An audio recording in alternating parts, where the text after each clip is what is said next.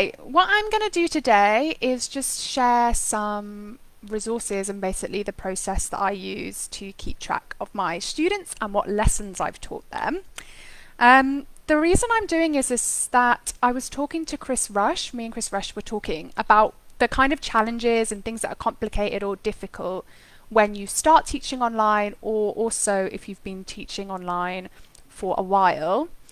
And the ways that you can end up losing a lot of time, or maybe the complicated processes.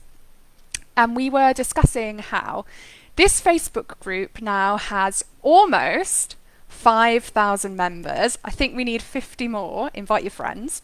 So in this group of 5,000 people who are teaching online or teaching English in different ways, in different settings, but amongst all those teachers, we probably have the best solution to every challenge that we face as online teachers.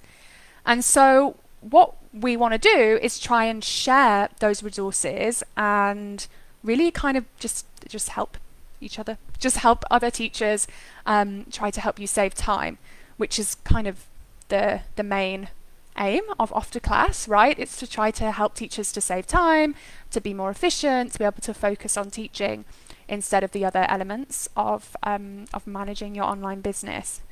So what I'm going to do today is share the tracker that I use to keep track of my students. I'm going to share a kind of blank version of it with some examples.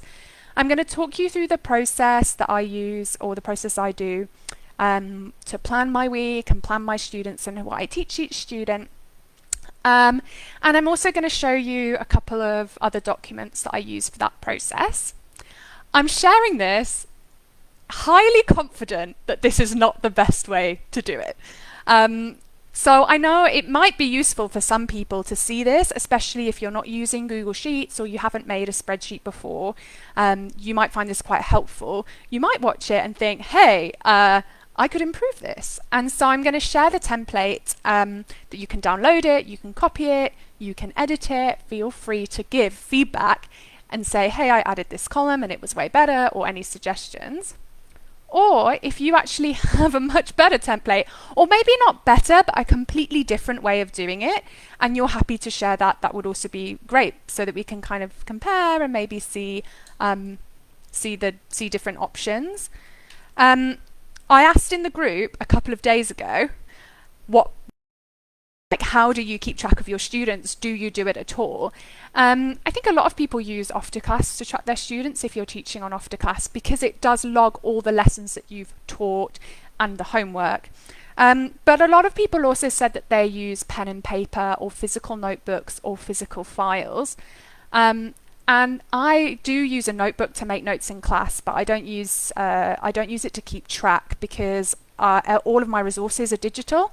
So I think I just intuitively made it digital, but also because I wanted to be able to use the filtering feature of Google Sheets, which I'll show you why I do that. I've noted down here some of the other resources that people suggested that were quite good were Tutorbird, that I'd never heard of, but looks pretty great, pretty funky.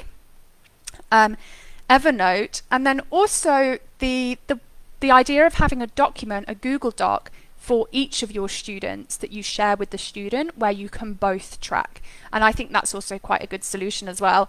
And I actually do that in addition to having the tracker, if I can remember to do it. So I'm going to try to share my screen.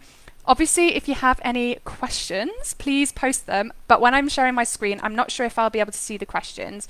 So I'll come back and check if there are any. Let me straighten my glasses. Good, okay. All right, can I share my screen?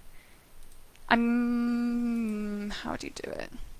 I might have to do it in another way. I wish I'd asked Paul how to do this. Use camera. Okay, I might have to stop and then start again to share the document. So I'll do that. So I'll add that onto a link to this live, and I'll come back with my screen share.